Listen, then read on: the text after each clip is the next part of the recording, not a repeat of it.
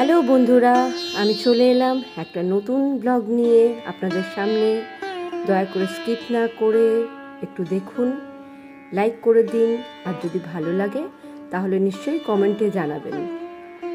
যারা নতুন আমার ব্লগ দেখছেন প্লিজ একটু সাবস্ক্রাইব করে দিন, শেয়ার করে দিন, আমাকে এগিয়ে যাওয়ার সুযোগ করে দিন। Thank you.